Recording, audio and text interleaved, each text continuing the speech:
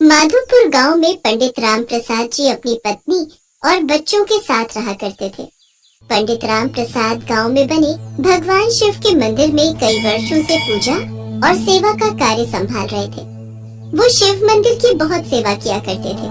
पूजा के समय पंडित जी का एक स्वभाव था, जब भी वो पूजा की तैयारी करते थे तो वे भगवान शिव के लिए एक अलग आसन लगाते थे और उसके सामने एक त्रिशूल और डमरू स्थापित करके पूजा शुरू करते थे।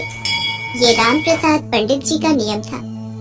मंदिर में आने जाने वाले भक्त भी इस विषय में आपस में बात किया करते थे। अब ये पंडित जी पूजा से पहले एक आसन, त्रिशूल और एक डमरू क्यों स्थापित करते हैं भाई?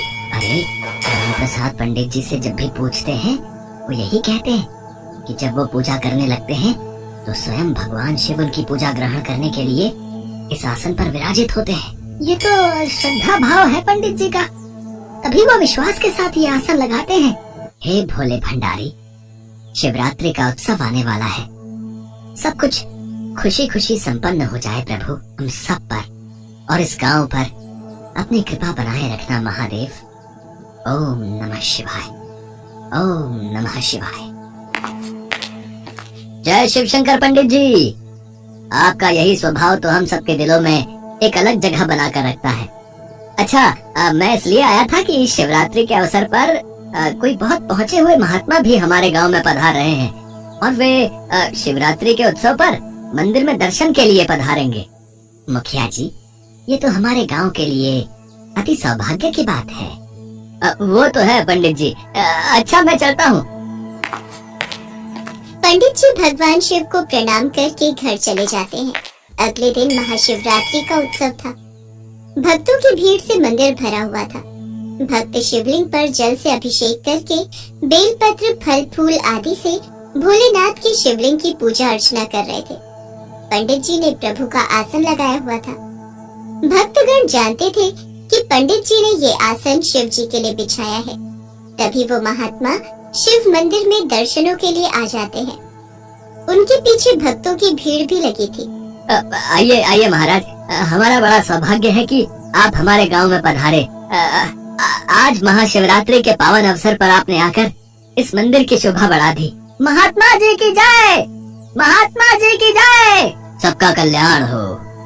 पहले हम मंदिर में थोड़ी देर विश्राम करना चाहेंगे। अच्छा, तो ये आसन हमारे लिए बिछाया है। अति सुंदर, अति सुंदर। अब क्षमा कीजिए महाराज, अब इस आसन पर आप नहीं बैठ सकते क्योंकि इस पर तो साक्षात महादेव विराजमान है। अपमान, घोर अपमान। क्या कभी महादेव भी ऐसे किसी आसन पर विराजमान हो सकते हैं? असंभव।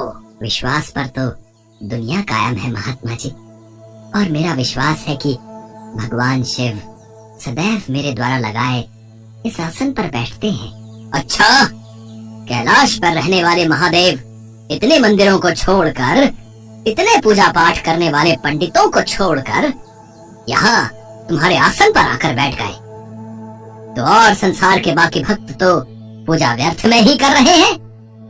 अच्छा, तुम्हें लगता है कि सचमुच महादेव इस आसन पर आकर बैठते हैं, तो क्या तुम्हारे पास इसका कोई प्रमाण है? महात्मा जी, भगवान में आस्था और विश्वास ही हमारी पूजा को सफल बनाता है। इधर उधर की बातें मत करो पंडित जी, मुझे प्रमाण दो। अरे मुखिया जी, मुझे पता है ये पंडित बरसों से मंदिर में चढ़ रहे दान दक्षिणा पर कुंडली जमाए बैठा है। अब इस पंडित की सच्चाई सबके सामने लाने का वक्त आ गया है। अच्छा हुआ समय रहते मैं आपके गांव में आ गया। आज महादेव के सामने इस पंडित की पोल खुल जाएगी। पंडित जी, आप जानते भी हो महात्मा जी कितने पहुँचे हुए हैं, फिर आप उनसे इस बहस में क्यों लगे हुए हो? जब महात्मा जी आपसे प्रमाण मांग रहे हैं तो आप उनको प्रमाण दीजिए। क्यों आपने इस आसन को बिछा रखा है? क्यों रोजाना मंदिर में महादेव के नाम पर यह आसन लगाते हैं? हमारे गांव में इस तरह का अंधविश्वास नहीं चलेगा पंडित जी। हाँ, आप चिंता मत करो मुखिया जी, अब इस पंडित का पत्ता कट होने वाला है। अब आप इस मंदिर की सारी बागडोर मेरे हाथों में दे दो। मैं अभी इस आसन को यहाँ से हटा देता हूँ।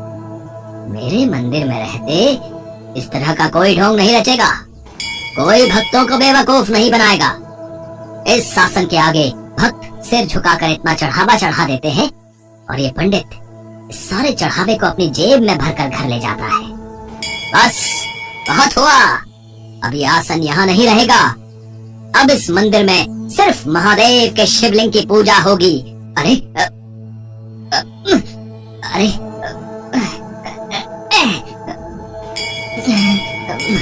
अरे ये आसन यहाँ से हिल क्यों नहीं रहा? ओहो, मैं आसन को यहाँ से हटा क्यों नहीं पा रहा? महात्मा जी आसन को हिला रहे थे पर आसन टस से मस नहीं हुआ।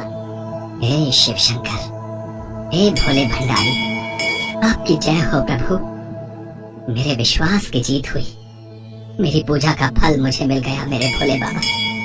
ओम नमः शिवाय, ओम नमः शिवाय। महात्मा जी उस आसन को वहाँ से हटाने की लाख कोशिश करते हैं पर वो उस आसन को हिला भी नहीं पाते।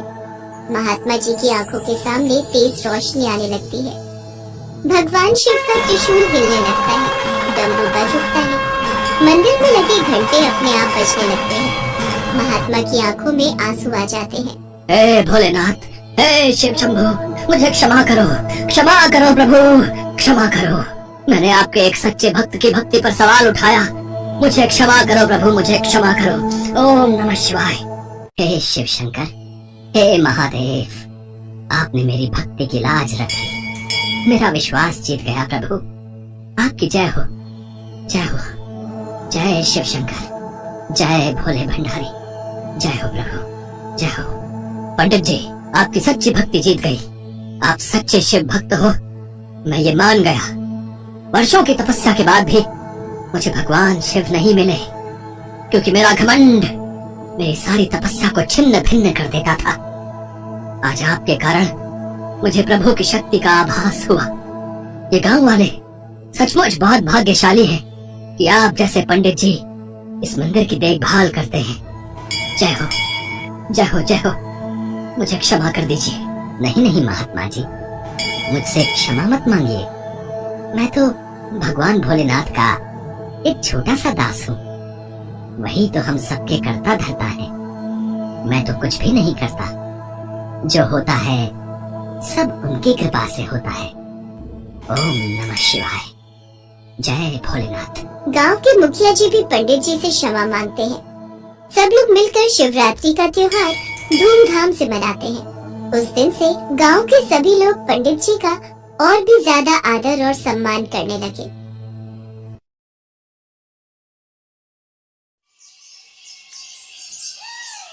पूनम का उल्टा हाथ बचपन से बेजान था, इसलिए उसके लिए जो भी रिश्ता आता था मना हो जाता था। ऐसे ही एक दिन, अरे बिमला, लड़के वाले आ गए हैं।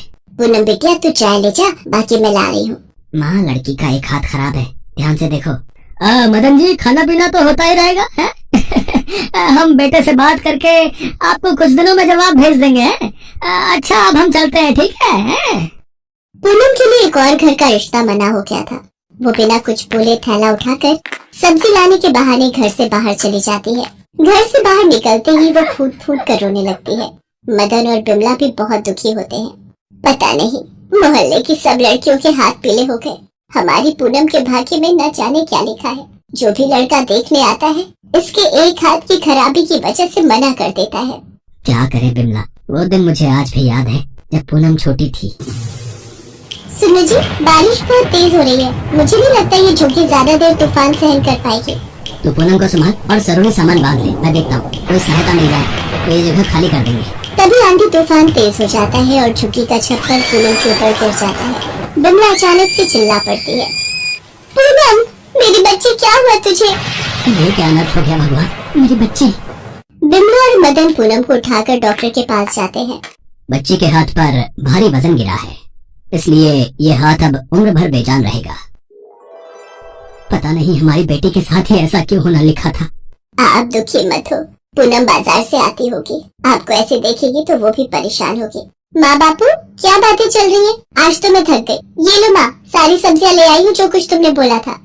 तभी पड़ोस की महिला आ जाती है। राम राम बिमला बहन, ये लो मुँह मीठा करो, मेरी बिटिया सुमन का रिश्ता पक्का हो गया है। बहुत ही अच्छा घर परिवार मिला है। ये तो बहुत ही अच्छी बात है। सरोज बहन, मेरी पूनम के लिए भी कोई घर बताना। देखो बिमला बहन, कोई अच्छा लड़का तो मिलने से रहा, क्योंकि पूनम के हाथ की तकलीफ देखकर कोई भी लड़का हाँ नहीं करेगा। अच्छा अब मैं चलती हूँ, बहुत तैयारियां करनी है। सरोज चली जाती है। पूनम की माँ बिमला काम में लग जाती है। तभी एक फकीर द्वार पर आवाज लगाता है, कुछ खाने को दे दे माई। माँ द्वार पर कोई फकीर आए हैं, मैं उन्हें कुछ खाने को दे देती हूँ। ये लो बाबा, साग और रोटी। बिटिया ये तेरे हाथ को क्या हुआ? बाबा जब मैं छोटी थी तो एक हादसे में मेरे हाथ पर चोट आई थी। सब चिंता बाबा भोलेनाथ पर छोड़ दे बच्ची, देखना तेरा ये हाथ बिल्कुल ठीक हो जाएगा। क्या हुआ पूनम, बाबा को रोटी देने में बड़ी देर लगा दी, क्या हुआ बाबा?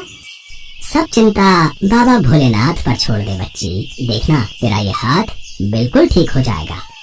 बाबा इसकी सारी सहेलियों की शादी हो गई, इसका बेजान हाथ देखकर सब लड़के मना कर देते हैं। पता नहीं इसका भाग्य कब खुलेगा। बिटिया तेरी सारी चिंताओं की मुक्ति इस श्रावण मास में हो जाएगी। तू भोले बाबा के सावन के सोमवार व्रत रख, श्रद्धा भक्ति से पूजन कर। सावन का महीना भगवान शंकर को अति प्रिय है। जो कोई भी सच्चे मन से श्रावण मास में उनकी पूजा करता है वो उस भक्त की सभी इच्छाएं पूरी करते हैं। और हाँ बेटी, भोलेनाथ के आशीर्वाद से देखना इस बार तुम अपने माता पिता के साथ कांवड़ यात्रा भी करोगी। बाबा मैं ये सावन के सोमवार व्रत जरूर रखूंगी। पूनम भगवान शिव के सावन मास में सोमवार व्रत रखने लगी। सावन मास में सुबह उठकर वो शिव मंदिर में जाकर पूजा पाठ करती और शिवलिंग पर जल चढ़ाती। एक दिन पूनम मंदिर में पूजा के लिए पहुंची तभी, अरे कोई मेरी मदद कर दो, ये सामने कुएं से पानी निकाल दो, मुझे शिवलिंग पर जलाभिषेक करना है, कोई मेरी मदद कर दो।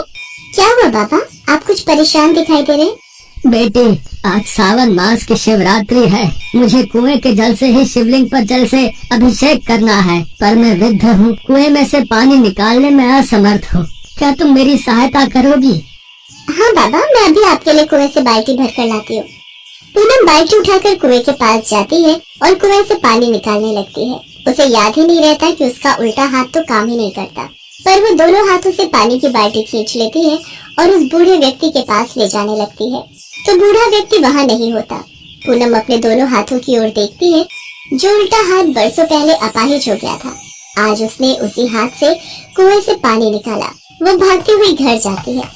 माँ, माँ देखो मेरा हाथ ठीक हो गया, भगवान भोलेनाथ ने मेरा हाथ ठीक कर दिया। क्या ये इतना बड़ा चमत्कार? हे शिव शंकर, आपका ये कैसा अनोखा चमत्कार है प्रभु। मेरी बिटिया का हाथ ठीक हो गया, भगवान आपकी महिमा अपार है। पूनम बिमला और मदन को मंदिर में घटी सारी घटना विस्तार से बताती है। पूनम, वो भगवान शंकर की ही कोई लीला थी जो तुम्हारा हाथ ठीक करने के लिए उन्होंने रची थी। स्वयं भगवान शिव तुम्हारी मदद के लिए आए बेटी। ये सब सावन मास के सोमवार व्रत का फल है। सच में भोलेनाथ के सावन के सोमवार व्रत बहुत ही फलदायी है। तूने उन फकीर बाबा के कहने पर ये व्रत रखे और आज ये चमत्कार हो गया। तभी वो फकीर बाबा आ जाते हैं। मैंने कहा था ना बेटिया, भोलेनाथ के सावन के महीने की मान्यता बहुत है, तेरे सारे दुख दूर हो जाएंगे। भोले बाबा तुझे सदा खुश रखें। देखते ही देखते वो फकीर बाबा भी ओझल हो गए। पूनम के दुख दूर हो चुके थे। वो अपने पिता से कहती है, बापू मैं भी कांवड़ यात्रा पर जाना चाहती हूँ, चलोगे ना? मुझे शिव जी का जलाभिषेक करना है। हाँ बेटी, हम कांवड़ का जल लेने जरूर जाएंगे। बिमला और मदन पूनम को लेकर कांवड़ यात्रा के लिए जाते हैं। पूनम हरिद्वार से जल लाकर शिव मंदिर में शिवलिंग की पूजा अर्चना करती है। कुछ दिनों बाद मदन और बिमला एक अच्छा लड़का देखकर पूनम की शादी कर देते हैं।